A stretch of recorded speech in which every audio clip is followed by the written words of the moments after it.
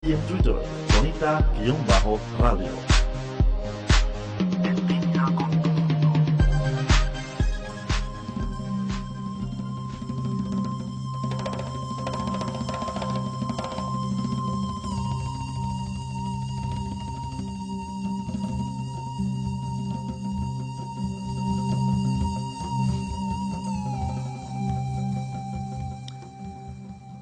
Buenas tardes a todas y a todos, bienvenidos a Puerto Crítico, un puerto seguro para la crítica, el análisis y el debate, donde la ciudad y el pensamiento crítico son protagonistas.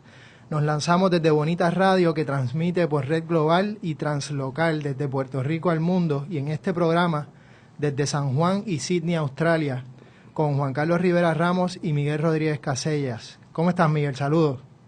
Muy bien, un saludo nuevamente. Hoy tenemos con nosotros a Javier Santiago Lucerna, quien es psicólogo social, crítico cultural, fotógrafo y profesor universitario. Javier escribe en la revista de crítica cultural Cruces y ha publicado varios artículos en diferentes publicaciones, tanto académicas como de la prensa escrita. Debo incluir que también tiene un blog dedicado al fútbol, y aunque esto no parezca relevante al tema, sí lo es.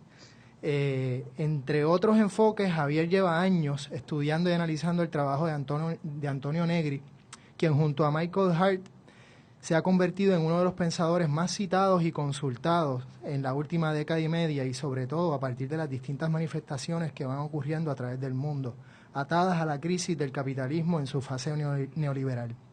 Y es precisamente en este tema que vamos a hablar hoy, pues queremos tener una conversación sobre los eventos que están ocurriendo hoy y que han ocurrido durante toda esta semana y media en Turquía, específicamente en la ciudad de Estambul, en Ankara, y cómo todo esto pueda arrojar luz a nuestras realidades. Así que bienvenido, Javier. Gracias por la invitación. Saludos, Miguel. Saludos, Juan Carlos. Muy emocionado de estar aquí hoy en la tarde con ustedes. Mira, Javier, son muchas cosas las que podemos discutir hoy, y nosotros hemos hecho una lista de temáticas que, a manera más que una entrevista formal en donde hacemos preguntas y tú contestas, me parece que esto puede fluir de una manera más conversacional. Y se me ocurren muchos temas. Obviamente uno de los temas que compartimos, tanto tú, Miguel, como yo, es el énfasis y el cariño y nuestro interés por la ciudad y por el tema urbano en general. Y no cabe duda que una de las dimensiones importantes de este suceso, o lo que está ocurriendo de este evento, es su dimensión urbana. Cómo todo comenzó, obviamente decir todo, pero sin duda alguna, digamos, lo que colmó la copa, de alguna manera, fue la defensa de un parque urbano. Interesante cómo se mezclan muchas cosas ahí. Y cómo esa defensa precisamente se hace a través de unas estrategias muy específicas. Tú que has estudiado... Perdona, Juan, sí. déjame intervenir un momentito en algo aquí, que al principio se dio la impresión, en la divulgación que se hizo pues internacional de la noticia, que estábamos hablando de preservar los aspectos bucólicos, paisajísticos del parque, versus la intervención o la desarrollista, que en este caso el Estado se estaba convirtiendo pues en el agente de esos planes que tenían para el lugar. Pero es hasta más interesante que eso. Hay muchas memorias ahí. Es más interesante que eso, porque el lugar ahora mismo, aparte del carácter bucólico que puede tener una parte del mismo, tiene el carácter netamente urbano de ser un nodo de transportación y de mucho movimiento vehicular. O sea, allí hay mucho, digamos, sucio urbano en términos de actividad, de infraestructura de transportación. Quiere decir que lo que los ciudadanos están por lo que están luchando no es nada más por conservar el verdor en la ciudad, como se dijo inicialmente. Es más que eso, es conservar la complejidad y la pluralidad de la ciudad como un lugar que se quiere resistir a todas estas operaciones de limpieza, literales y conceptuales. O sea, que eso le da hasta más carne al tema. Perdonen que intervenga en tu introducción, pero es un ángulo que creo que debemos considerar. A mí me pareció genial el otro día leyendo un artículo, porque cuando Juan quise, nos comunicamos inicialmente, tú me llamaste, ¿verdad? Yo le decía, bueno, yo estoy fascinado con el asunto, pero no sé mucho.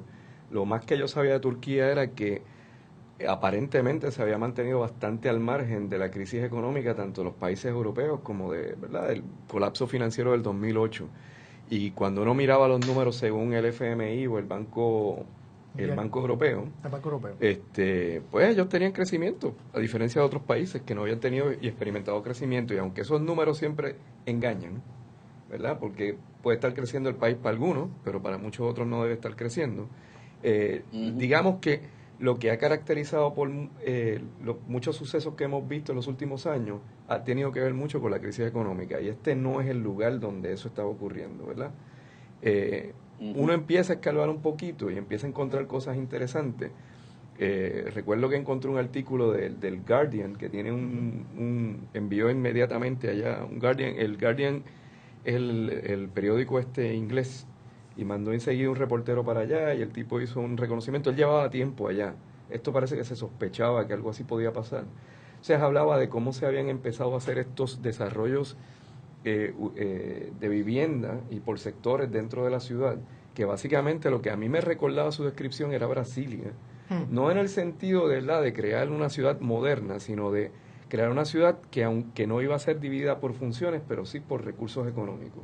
Y básicamente a los pobres se estaban poniendo en slums, fuera de la ciudad, se estaban relocalizando, el precio del suelo en la ciudad se estaba poniendo bastante alto, y entonces dentro de las entrevistas él cogía un planificador que decía, esto es un desastre, porque esto lo que va a crear es una ciudad no diversa, una ciudad donde todo el mundo va a estar segregado, y y va a traer más problemas de lo que supuestamente, ¿verdad?, Erdogan y the powers that be, ¿verdad?, quieren resolver allá. Esa parte a mí me parece... De hecho, los tres indicadores que mencionaron son muy conocidos para nuestra realidad puertorriqueña, porque hablaron de urbanizaciones cerradas, hablaron de tábulas rasas para construir proyectos gubernamentales, cierto, que lo hemos visto, 6 minillas, digamos, y hablaron de los centros comerciales, que cada vecindario ahora tiene un centro comercial. Estamos hablando no de un centro comercial a la manera intensa de ese mundo entre Europa y el mundo árabe. Estamos hablando de edificios aislados, rodeados de estacionamientos, o sea, las mismas características que nosotros hemos visto en Puerto Rico, ¿no?, siguiendo los modelos de planificación y desarrollo norteamericano. Cierto. O sea, que esto es mucho más conocido a nosotros de lo que parece, de lo que pudiera parecer. No es tan exótico el tema. No. Y pienso hasta en nuestra realidad en Puerto Rico. Porque es que a mí me llama mucho la atención. Claro, obviamente podemos hablar de un urbanismo neoliberal que se ha estado dando desde las últimas décadas, ¿no?, largas, por lo menos 3 décadas o 4. Sin embargo, pienso en Haussmann también porque, como bien dices, Miguel, hay un sucio que se quiere limpiar, hay todo un desplazamiento no solamente de un parque, que es importante porque es uno de los pocos espacios verdes, etcétera, pero es todo un square y todo lo que eso implica y toda esa pluralidad. Entonces, un poco como todo eso, precisamente, tipo tabula rasa, se quiere limpiar, y de alguna manera se conjugan la dimensión de mercado y de consumo con un shopping mall, pero es un shopping mall con una tipología que repite unas barracas militares otomanas, creo que del principio del siglo pasado. Así que muy interesante cómo esa dimensión militar se mezcla con, o digamos en términos simbólicos, pero también obviamente hay toda una estrategia que sí se puede pensar como de contrainsurgencia eventualmente y que ya la estamos viendo, o sea, directamente cómo están reprimiendo a las multitudes, para utilizar un término que tú conoces muy bien. Y te iba a decir, Juanqui, que es interesante cómo el discurso de la conservación arquitectónica ha entrado a la Sí, discusión aquí. sí, Sabemos que la conservación arquitectónica como movimiento, digamos, tiene uno de sus orígenes importantes, las luchas que se dieron en Estados Unidos en las comunidades contra las intervenciones del Urban Renewal o sí. el redesarrollo urbano que promovía el Estado en aquel entonces, en los años 60, junto con los desarrolladores. El caso de Nueva York es importante aquí.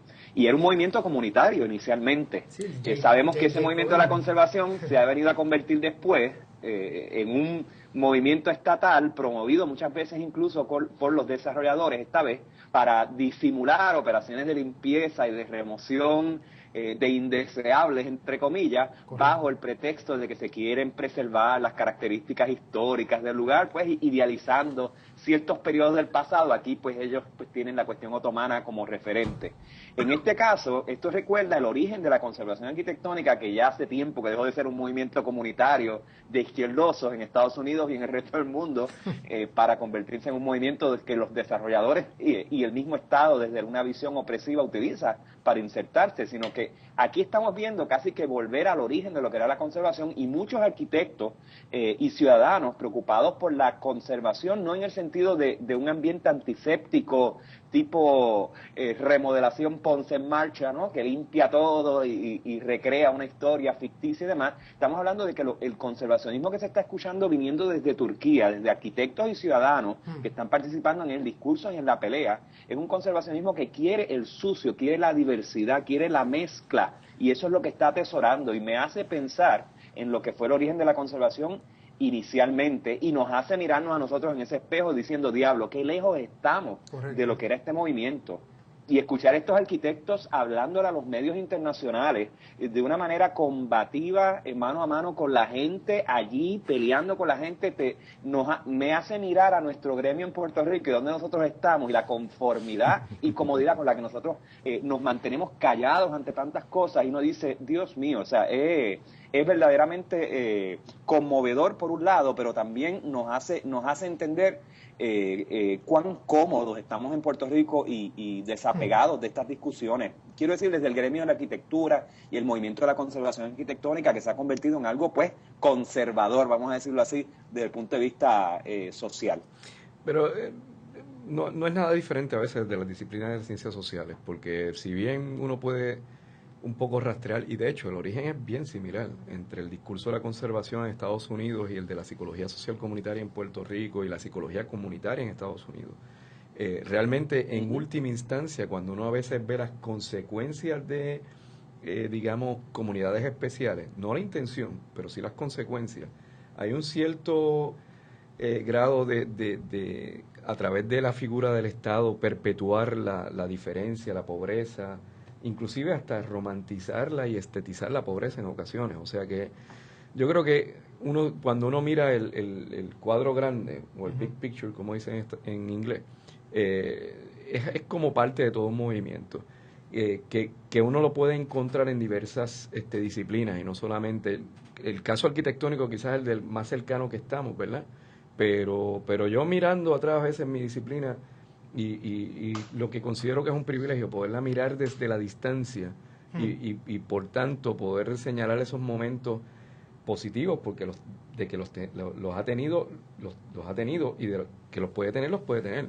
Pero también aquellos momentos donde uno empieza a ver complicidades y cosas así, pues uno lo puede ver. Ahora, sí quería mencionarte, y esto lo quería decir al principio, esto me recuerda a las conversaciones o en tu oficina o cuando nos íbamos a almorzar.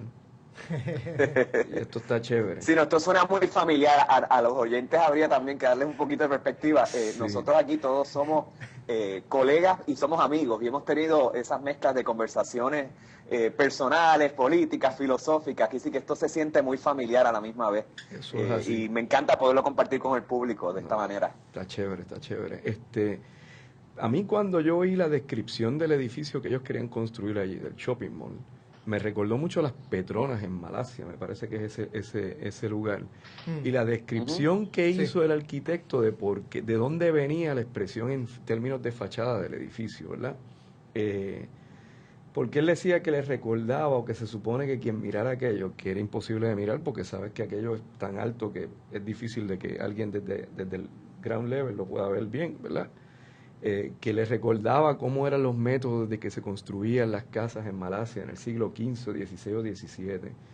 Era un tema, eso es un tema interesante que se dio a finales de los 90, a principios del presente siglo, en términos de cómo el capital a veces, y la arquitectura misma, y la arquitectura de los Starchitects, aunque no necesariamente el que hizo las Petronas era un Starchitect, ¿verdad? De tener que recurrir a una historia mística, mitológica, para tratar de construirse. Y a mí, lo más que me sorprendió cuando oí la descripción por Erdogan y otra gente de lo que querían construir en el Parque Gezi, es que me sonaba desgastado, que habían llegado último a la fila, que a veces el discurso de él me sonaba un poco un discurso como si esto fuese Bahrein o un lugar de esto, ¿verdad? Que daba al Océano Índico, perdón. O sea que él como que está tratando de enchufarse a un capitalismo que yo no necesariamente estoy viendo que exista hoy en día y que fue el que entró en crisis. Y lo más interesante es que el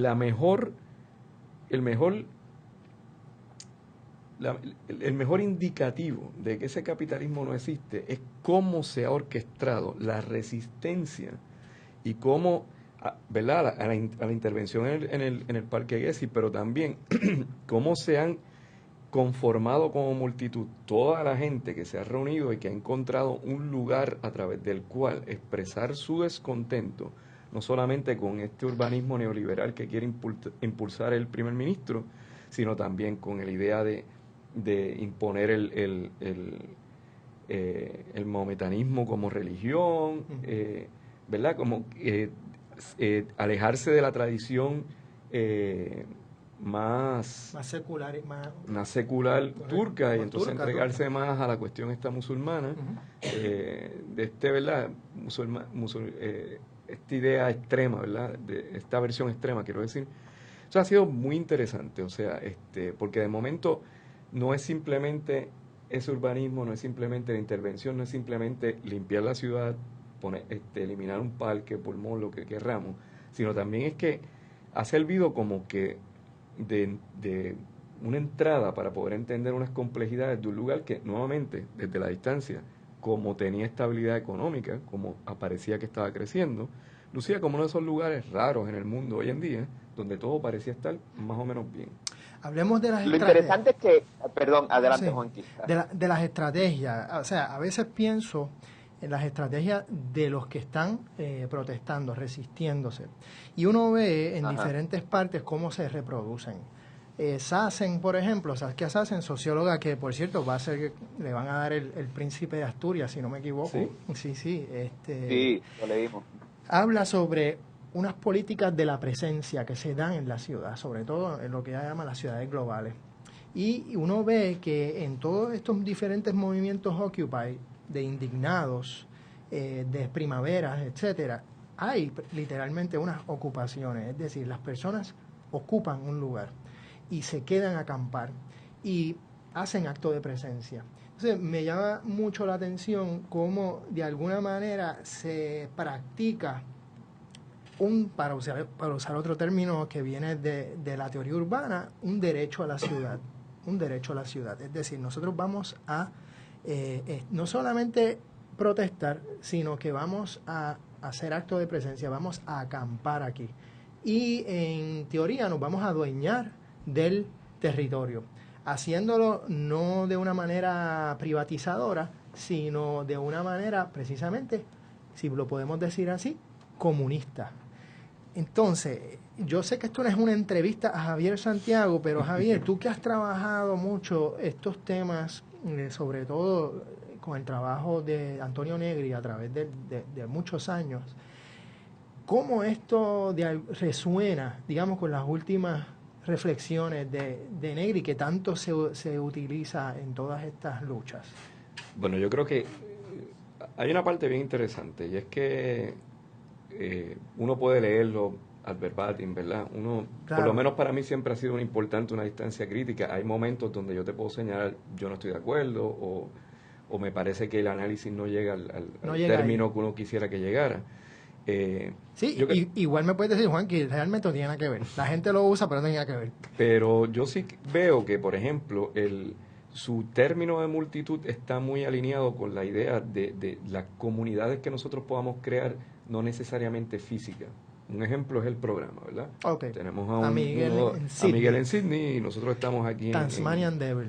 exacto, y estamos aquí en San Juan y pues Sí. estamos en esta comunidad virtual y la gente que se conecte por internet, pues formamos todos una comunidad.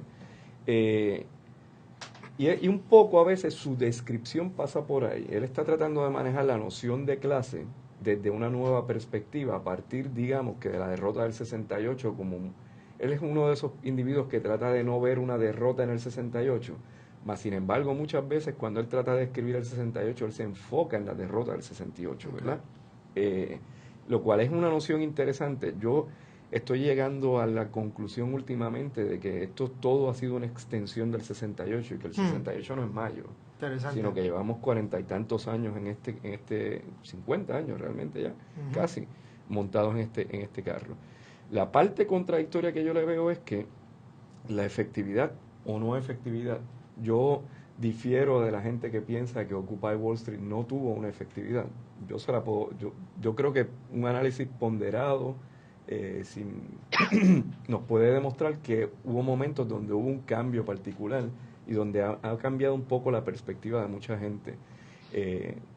No es el caso, digamos, donde es más fuerte la presencia de España, donde la clase política prácticamente está en quiebra totalmente. El PSOE no importa, el PP es el que está en el poder, contra ese no nos vengamos. Los scratches que están haciendo ahora es un gran ejemplo de cuánto prestigio o desprestigio goza la clase política española. Pero en el caso de Grecia, en el caso de Italia, Portugal, Irlanda, que casi no se cubre, Nueva Zelanda todavía está Islandia todavía está en problemas. En el caso de Turquía, nosotros hemos visto que más allá de ese sentido de comunidad que podemos desarrollar y que en la primavera árabe fue bien importante el uso del Twitter y del el Messenger de BlackBerry, Cierto. la ocupación del espacio era mucho más que primordial e importante, ¿verdad? Y casi como que le daba un tono nostálgico a la idea de que el Estado se supone que nos representa a nosotros, estamos reclamando lo que es nosotros, lo que es nuestro, porque es un espacio público. Y es la idea de retomar nuevamente la noción del espacio público. Y es una constante en todos estos lugares, Plaza del Sol, Correcto. ahora en Taksim, en Tahir, la plaza Tahir. Grecia, o sea, en todos estos lugares, Cairo, pues sí. hay como que una cierta cosa nostálgica interesante. De otro lado, yo creo que una de las cosas positivas, que es terriblemente negativa, pero no deja de ser positiva, es que ya la idea de tú es que esconderte detrás de un discurso para poder implementar tus políticas neoliberales o represivas o lo que tú quieras, es bien difícil de sostener.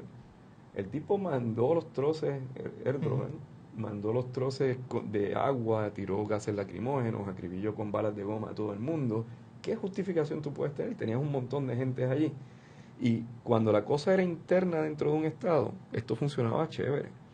Cuando el mundo te está observando, Ahora, cuando la noticia viaja alrededor del planeta y todo el mundo te está observando, digamos que la justificación discursiva que tú puedas ejercer es bien poco probable que alguien te la crea. No te la creen en tu país, no te la va a creer en más ningún otro sitio. Un poco lo que me trae a lo que estaba mencionando Miguel al principio, cuando se ha destapado toda la olla de grillos del espionaje informático en Estados Unidos, ¿qué van a pensar los europeos? O sea, que esto es lo que es y no importa lo que diga Estados Unidos, yo te creo. Miguel. Bueno, lo que estamos viendo es que lo que pudiera haber sido un discurso que se manejaba, qué sé yo, en sectores académicos, entre intelectuales, entre organizaciones de izquierdas y demás, ahora es un discurso público. O sea, la crítica del neoliberalismo ha dejado de ser ya un asunto de expertos e intelectuales y empieza a ser ya un tema manejado por un público diverso y amplio.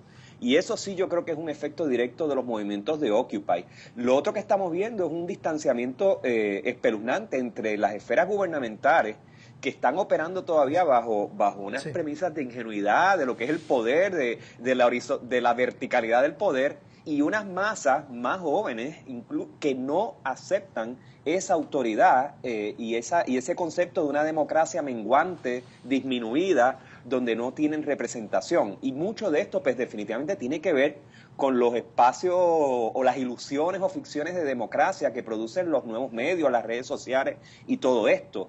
Que dicho sea de paso, o sea, no deja de ser significativamente simbólico el que la misma semana que se da este conflicto en el espacio público como lugar de discusión, campo de batalla y demás en Turquía, se está dando también la otra discusión en Estados Unidos y en el resto del mundo sobre la invasión de la privacidad desde el espionaje, digamos, de las redes y de las comunicaciones virtuales y demás. O sea, que son dos esferas, la fisicalidad del espacio público como ámbito simbólico, campo de batalla, de recuperación y demás, y por otro lado, la invasión del ámbito privado como otra de las esferas que se sienten asediadas. Y la receptividad que uno está viendo en el público a entender los riesgos, las implicaciones a pérdida de libertades personales, la crisis, digamos, a conceptos de democracia y de convivencia que pensamos ya superados o asumidos y demás,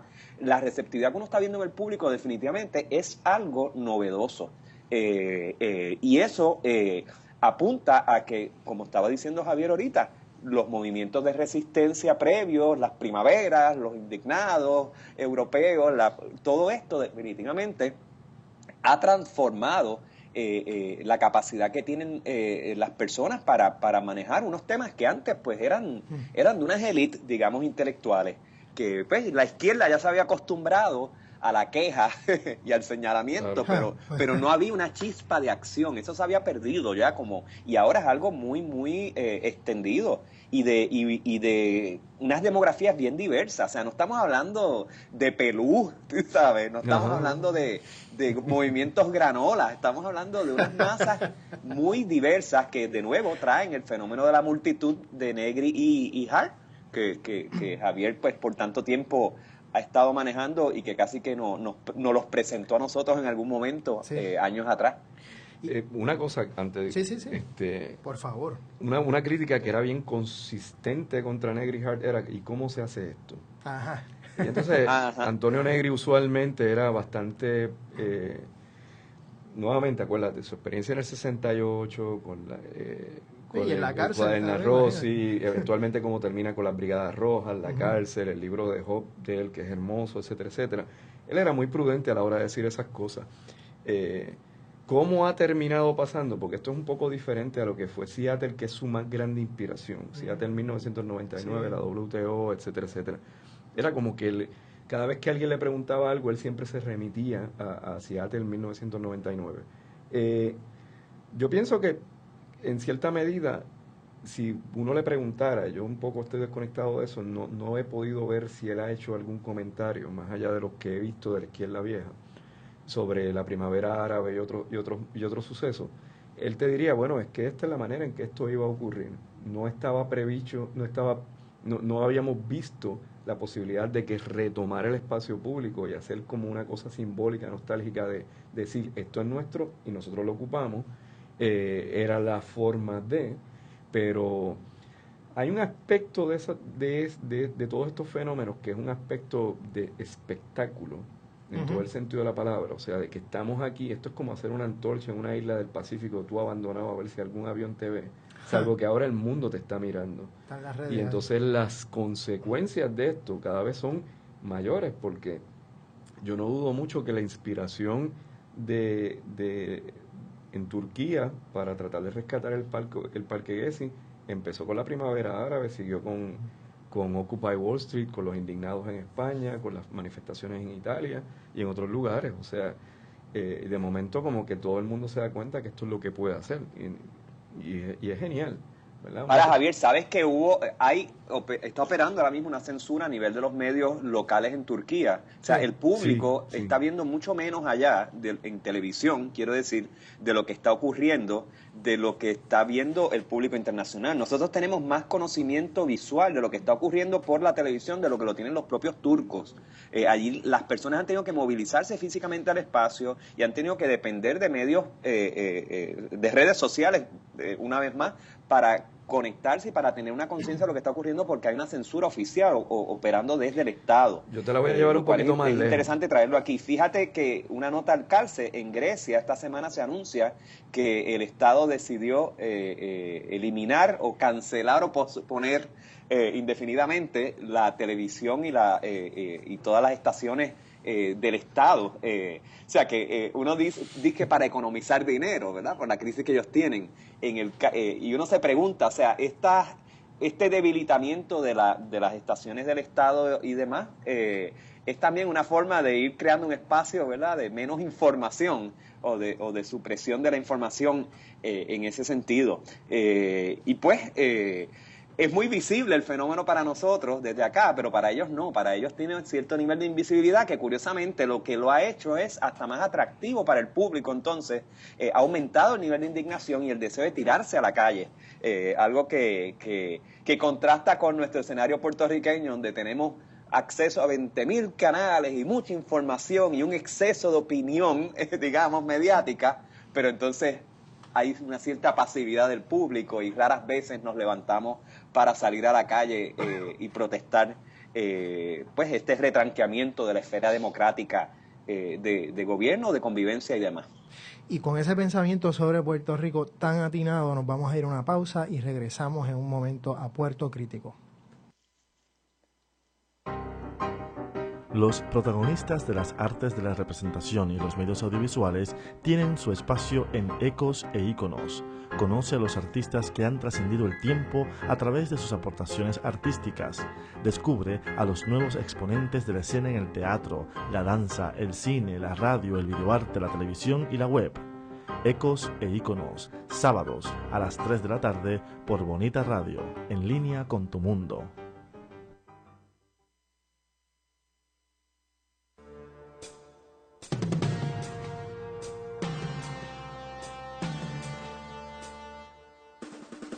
Ubícate aquí en Musicaliza. Sonidos diferentes para oídos independientes. Por aquí, en Bonita Radio.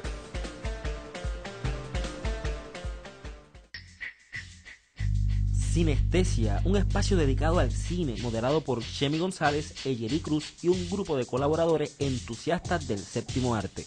Sinestesia explora diferentes puntos de vista de películas independientes, comerciales, nacionales, internacionales, documentales, ficciones, animaciones y de todo índole.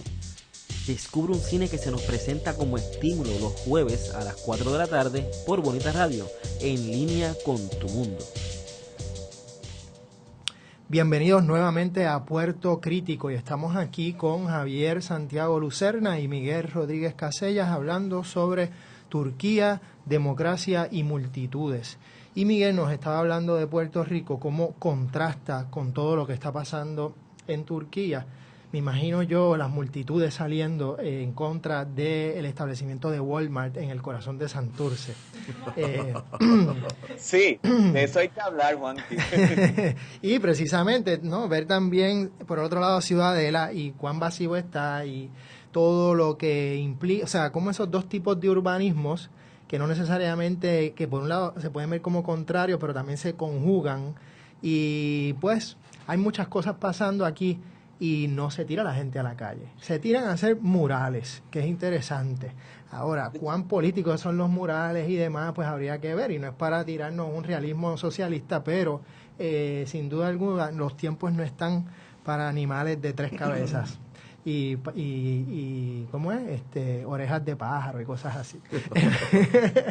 En fin. Me encanta que estés diciendo, Juanqui, porque es que yo veo dos fenómenos en Puerto Rico paralelos. Por un lado, la administración de la violencia en Puerto Rico de parte del Estado y con todas las complicidades con el capital privado se ha dado a cámara lenta. Y esa misma lentitud pues hace que muchas veces los fenómenos de reacción y de protesta no se den, porque casi que no hay una conciencia inmediata de que esa violencia ocurre, de que está presente y que es constante, por la lentitud en la que se da ese ejercicio de lo violento. Y el otro fenómeno paralelo, pues, es que está pues correlacionado al primero, es el sentido de victimización latente que sienten las comunidades en Puerto Rico con respecto a su relación al Estado, a los grandes intereses y demás. Y es que tenemos, la victimización ha sido ya tan asumida como Estado, que casi que empieza a ser una identidad cómoda, justificadora de por qué no se puede hacer nada, por qué no podemos reaccionar y demás. En el caso de lo que está ocurriendo en Turquía, hubo una aceleración, digamos, en el ejercicio de la violencia, que es la que ha servido para visibilizar muchas de las condiciones y desigualdades que se están denunciando. Y eso es importante, o sea que en términos de pues, las personas que quizás pensamos en cómo crear el evento, la chispa social que lleve a la rebelión necesaria en muchos casos, pues mira, esa chispa tiene que ver con visibilizar de alguna manera la violencia, sacarla de la velocidad lenta, del ejercicio lento de su administración, y hasta cierto punto, pues es terrible decirlo, pero esas intensificaciones, pues que son dolorosas, por otro lado, son las que pueden lograr o producir, digamos, las resistencias necesarias desde el punto de vista social, que en Puerto Rico pues no acaban de producirse. Mira, yo pienso que estoy completamente de acuerdo contigo. Yo pienso también que aquí el problema ha sido que digamos que el haber colocado, o sea, si uno le preguntara ahora mismo a los puertorriqueños cuál es la principal causa de los problemas que tiene el país, se van a dirigir a la legislatura. Y la legislatura con sus personajes, nombres, apellidos y con todo lo que pueda pasar. Ha sido un ejercicio interesante de decir, estos son culpables de muchas de las cosas que han hecho, pero se ha convertido prácticamente en una especie de salvoconducto de toda la furia y la rabia que uno pueda tener, y se convierte en una distracción, básicamente. El único momento, digamos, que en los últimos años que yo he visto donde esto se ha puesto a flor de piel fue con la discusión de las leyes a favor de la igualdad, en contra del discrimen por género, ¿verdad? Donde era más que evidente, ya no es un asunto de si son, como diría usualmente en la prensa o en Facebook o en Twitter la gente, brutos, imbéciles, vendidos, bla, bla, bla. No. Era más que evidente, esta persona recibe donativos de tal pastor y por tanto su voto se ve comprometido, etcétera, etcétera, etcétera. O sea, era más puntillosa la denuncia. Pero una vez salimos de esa discusión, hemos vuelto nuevamente, y particularmente en las últimas semanas con la discusión del presupuesto y de la eminente quiebra del país, porque yo no creo que nada de lo que aprobaron ayer vaya a detener a las casas de evaluadoras de crédito de que tiren a la quiebra al país. Pero de una manera u otra, entonces volvemos a caer en esa zona de confort de que quizás en parte lo de la victimización que tú dices, pero también porque tenemos un chivo expiatorio al que siempre le podemos decir la culpa es de este o la culpa es del otro. Entre eso y la figura del gobernador. Mientras tanto, Javier, hay un amor secreto con los patrones de ocupación del suelo a la americana. O sea, el puertorriqueño vive enamorado de sus moles, de sus urbanizaciones, de estos espacios. Mientras que en Turquía lo que se está dando es una reacción contra esa imposición y casi que una valoración del espacio social, comercial, urbano, tradicional, que curiosamente en el caso de ellos, el mercado, la venta, la casa del trompo de la calle es algo que les es muy natural. Lo que no le es natural es toda esta cosa antiséptica removida. En el caso de nosotros, los puertorriqueños, estamos enamorados de esa visión. Por ende, no la resistimos muchas veces porque en el fondo eso es lo que nos gusta. Claro. Y lo interesante el Orlando, el Disney, esa ñoñería es lo que le gusta al puertorriqueño. Entonces no va a haber una resistencia a operaciones del Estado como pudiera ser el Walmart, como pudiera ser el Ciudadela y demás, no, porque en el fondo la gente lo mira y dice, ay, qué bonito, qué lindo, esto es tan bueno que parece que no estás en Puerto Rico. Y esa es una diferencia fundamental con Turquía. Y se ve, o sea, si había un espacio así en algún momento, fue Río Piedras, el Paseo de Diego, claro. Que fue muriéndose poco a poco, y aunque todavía existe, obviamente no es lo que fue hace varias décadas atrás. Y hoy muchos grupos no, 2 o 3 grupos quisieran reproducir esto a manera estética, vamos a usar la palabra hipster, aunque eso puede significar muchas cosas, pero otra vez, no hay una politización envuelta en todo esto. Me parece a mí que se están reproduciendo unas prácticas, unas estéticas, pero no con una visión de transformación y con una denuncia ni con un tipo de derecho a la ciudad desde una perspectiva mucho más militante. Mira, te voy a dar un ejemplo que pasa usualmente en las clases cuando yo en donde yo enseño, ¿verdad? Sí. Cuando tú hablas de espacio público, sí, la gente automáticamente, los estudiantes entienden dentro de su disciplina que ellos están hablando de espacio que le pertenece al gobierno. Con ese pertenece. Cuando hablan de espacio público, es casi como decir, sí, una plaza, un parque, lo que sea, pero es la carretera, es la acera, etcétera, etcétera, etcétera. Entonces yo le tengo que explicar, cuando uno habla de espacio público es diferente pensar esfera pública. Y la esfera pública, tal como se definió en el siglo XIX, era el espacio de discusión y donde nos ponemos de acuerdo, ¿verdad? Uno de los grandes tesoros o atesorados por la burguesía decimonónica, sí, etcétera, etcétera. Sin duda.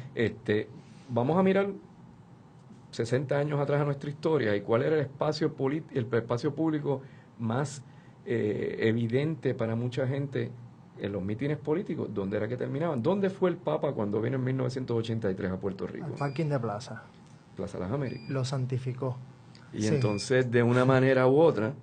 Con el vertedero funcionando de telón de fondo. Sí, perdonen sí, que traiga cierto, la ironía, que es verdad. Es cierto, es cierto. Perdón. Y entonces, de ahí, entre eso y la plazoleta norte del Capitolio, es básicamente los lugares donde uno reclamaría. Pero la plazoleta norte del Capitolio, o la parte sur, escoge tú, está con el agravante de que lo que tú estás viendo al frente es lo que ya todo el mundo ha llegado al consenso, que son los imbéciles. Aquí no hay un espacio que reclamar. Interesante. Nosotros no tenemos necesariamente ese espacio que reclamar. Yo me sorprendí el otro día, llevé a mi hijo a correr el skateboard un sábado de la mañana a Luis Muñoz Rivera, allí no había nadie. Y de hecho, en Puerto Rico yo te diría que la opinión dominante, popular, en lugar de ver a la sociedad enfrentada con el Estado contra las operaciones de limpieza, al contrario, o sea, yo escucho la opinión de Marquesina, común en Puerto Rico, de que, ay, sí, métanle puerca a eso, lo que tienen es que tumbar todo eso y limpiar todo eso, claro, cuando hablan de Santurce, cuando hablan de muchas cosas. O sea, que aquí vemos en Puerto Rico una sintonía entre la gente y el Estado, que casi que todos están en la misma, todos se administran y son aliados de la violencia y de la destrucción del suelo, mientras que lo que estamos viendo en Turquía es una defensa de ese sucio, vuelvo a lo mismo, de esa mezcla. Claro, sí, sí. De hecho, quería decir, Javier, que no se me quede en el tintero, este espacio que se está tratando de preservar acá, el parque y demás, es un espacio que en su momento fue una intervención modernista sobre la ciudad. O sea, que es un espacio que una parte de él nació como una operación de tabula rasa del movimiento moderno. Por eso es que es un espacio más bien dominado por infraestructuras y demás. O sea, que es interesante que aquí el público está defendiendo un lugar al cual el Estado, en un discurso que nos recuerda a Marcos Rodríguez Gema hablando del Hotel La Concha, el Estado está diciendo, pero ¿cómo ustedes prefieren esta porquería? Y Marcos Rodríguez Gema decía, ese edificio, La Concha, que parece un hospital abandonado, si eso es una porquería de edificio, ¿cómo ustedes defienden esto? Eso mismo está ocurriendo ahora mismo con el gobierno en Turquía. Ellos dicen, pero ¿cómo ustedes defienden esta intersección de infraestructuras, de espacios abiertos, este caos, versus lo que yo les voy a dar, que es más bonito? Y claro, al igual que Marcos Rodríguez Gema, defendía en aquel entonces tumbar La Concha para construir una fantasía Spanish Revival, ¿verdad? Con molduras de plástico y todas estas cosas. Aquí el gobierno en Turquía también está promoviendo lo mismo. Ahora, la diferencia es que en Puerto Rico, posiblemente esa fantasía de molduras de plástico tiene a un 90% de la población apoyándola, porque les gusta, porque eso es Disney, eso es Orlando, y qué rico se ve eso. Y en Turquía, fíjate cómo se da un movimiento social híbrido de mezcla de niveles socioeconómicos y de educación, que de alguna manera, algunos por convicción y otros por intuición, entienden que la mezcla, lo plural, el sucio, como le estoy llamando, que tiene una ciudad, es mucho más valioso que estas visiones antisépticas conservacionistas que el Estado está promoviendo. Y esa diferencia, perdonen que lo recalque, pero es importante traerla a la discusión, porque ahí sí que mirarnos en el espejo de esto, de estos eventos, hace ver el problema que tenemos en Puerto Rico construyendo una causa, digamos, inteligente contra las agresiones del Estado hacia el territorio y hacia la ciudad. O sea, en Puerto Rico relativamente todas estas operaciones de imposición, desde el Walmart, desde Ciudadela, incluso Paseo Caribe, que contó con cierta resistencia, fueron operaciones que pasaron relativamente fáciles frente a la mirada de un público indiferente, hay que decirlo.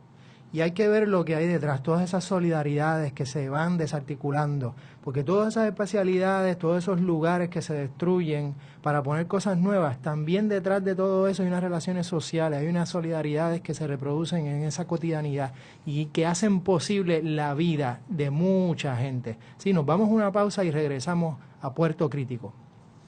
Ve y escucha el Combo Familiar por bonitasradio.net todos los miércoles de 1 a 2 de la tarde. Porque yo escucho Bonita Radio. ¿Y tú qué escuchas?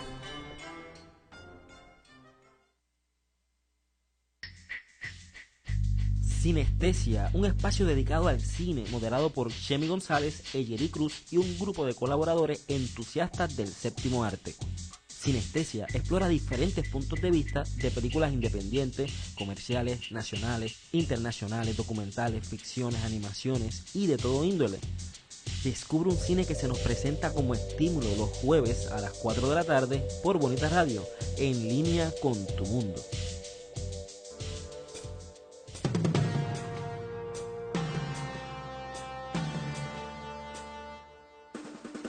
Ubícate aquí en Musicaliza.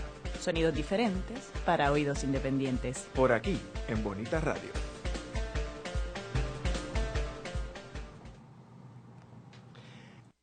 Bienvenidos a Puerto Crítico. Estábamos hablando y estamos hablando sobre Turquía, democracia y multitudes, y estamos haciendo una comparación, o digamos, tratando de reflexionar a la luz de lo que está sucediendo en Turquía con la realidad puertorriqueña. Javier, coméntanos un poco sobre todo esto que hemos estado compartiendo con Miguel y conmigo también. ¿Qué te viene a la mente? Pues mira, en parte sí podemos reconocer que no tenemos la vocación, no tenemos un espacio público, o sea, y no tenemos una tradición de esfera pública. Me parece eso bien problemático y en parte Miguel es muy acertado al decir que nosotros nos compramos el sueño americano, la cosa limpia, la cosa suburbana, etcétera, etcétera, etcétera. Sin embargo, visto desde el punto de vista puramente sociológico, sí, compartimos demasiadas características en términos de los indicadores socioeconómicos que tienen muchos de estos países y obviamente la quiebra inminente dentro de casi 30 días nos va a colocar en una situación muy particular. Con esto a lo que me refiero es que una cosa constante que estamos viendo en estos países son los altos niveles de desempleo entre los jóvenes. Cierto. Las estadísticas del IMF hay que mirarlas otra vez y hay que revisarlas, pero hay alguna gente que está empezando a decir que por lo menos 1 de cada 5 o 1 de cada 4 menores de 25 años no tiene trabajo en el mundo. No solamente ya estamos hablando de Grecia, España, no, en el mundo. El alto nivel de endeudamiento con todo lo que ello implica, ¿verdad? Porque ese nivel de endeudamiento uno debería... parte de mi guerra con los economistas aquí ha sido en parte porque hay que cumplir. A mí me recuerda eso cuando mi padre decía, cuando coges algo prestado lo tienes que pagar. En aquellos tiempos, en los 70. Mi pregunta es, ¿pero cómo prestaron? ¿Bajo qué condiciones prestaron? Y cómo, sabiendo la situación que había, siguieron prestando entre cierta medida, ¿verdad? Y no dejar a un lado, por sobre todas las cosas, que un mes antes del descalabro del 2008, las casas evaluadoras de crédito estaban dándole un crédito positivo o una evaluación positiva a aquellos instrumentos de inversión que contenían las famosas hipotecas subprime.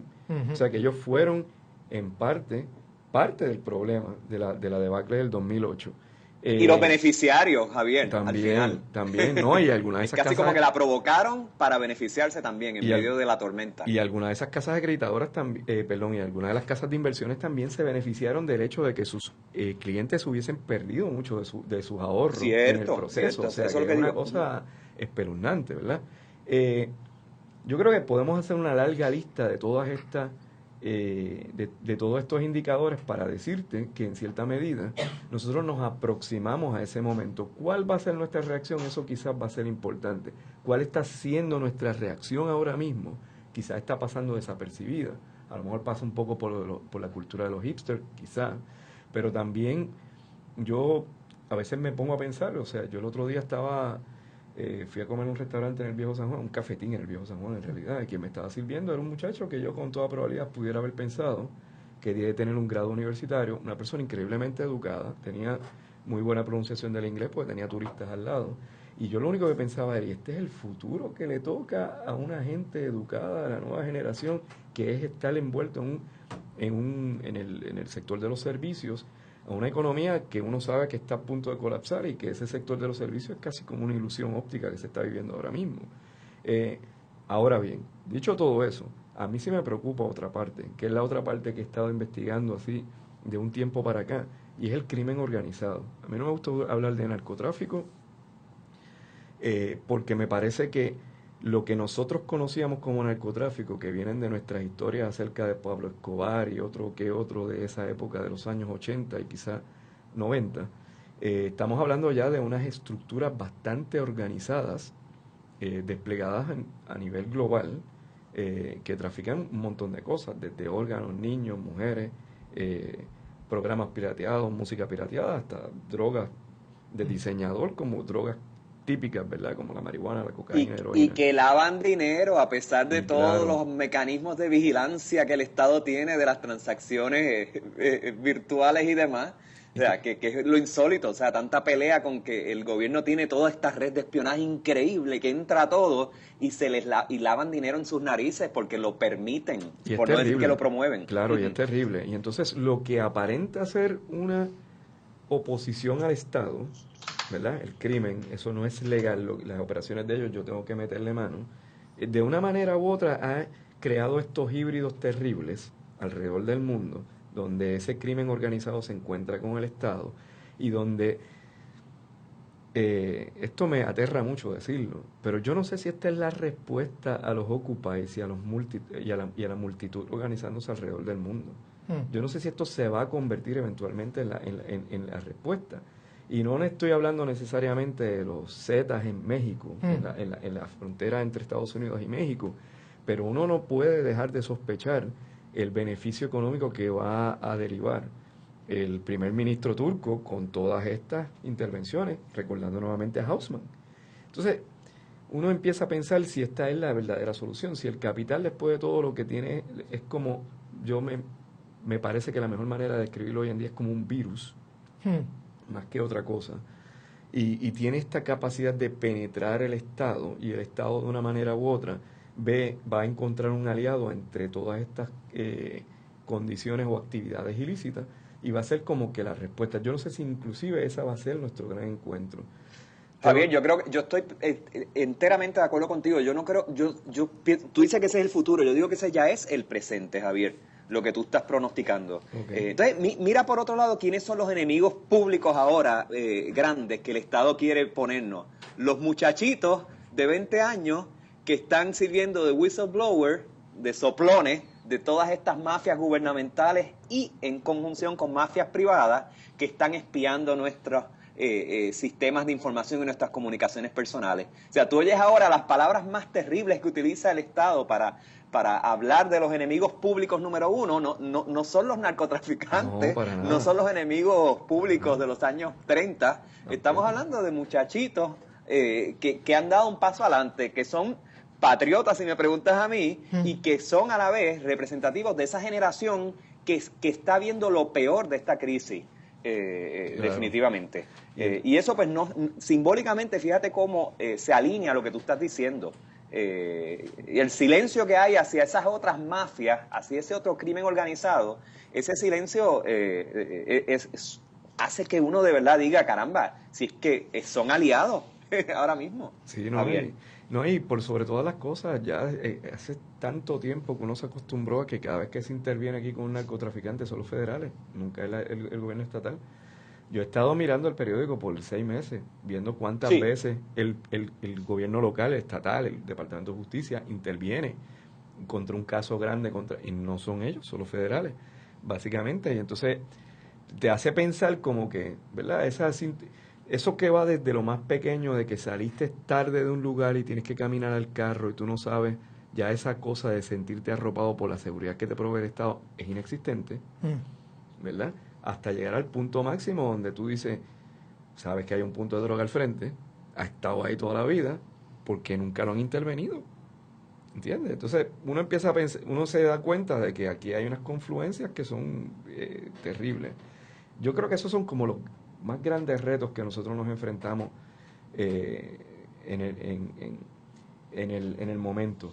Las cosas positivas que veo de ello es que el desempleo juvenil es lo que precisamente va a provocar la innovación dentro de nuestro mundo, el tener que buscárselas de diferentes maneras. Y yo espero que esto no termine siendo vendiendo agua en la calle, ¿verdad? Que es como ha tratado de resolver mucha otra gente. Pienso que eso es una de las grandes fuentes de innovación. No es el Estado, no son la biociencia o la biotecnología, ni nada de esas cosas, ni la economía del conocimiento, como lo llamaban aquí. Ahí es donde va a estar realmente la innovación. Y esa innovación ya no va a darse necesariamente a modo individual, se va a dar a modo colectivo. Y el pensamiento que va a surgir de ahí es un pensamiento colectivo, comunitario, en el sentido de que nos vamos a sentir como una comunidad y por sobre todas las cosas vamos a entender mejor que nuestra producción es inmaterial. Y toda esa idea del bien común que trabajaban Negri y Hart en su último libro, lo vamos a ver cada vez más preciso. Eso no quiere decir que no hay reto. Nuevamente, ese encuentro entre el Estado y el crimen organizado mete miedo. O sea, uno, es un bloque, sí. Uno oye las historias estas en el norte de México, la frontera con Estados Unidos, y uno realmente, a mí se me paran los pelos. Pero es el reto de la próxima generación, es el reto de los próximos tiempos. Yo por eso siempre, y desde que tú me conoces, desde que ustedes me conocen, siempre yo se lo he dicho, yo soy terriblemente optimista en esto. A mí no me queda otra.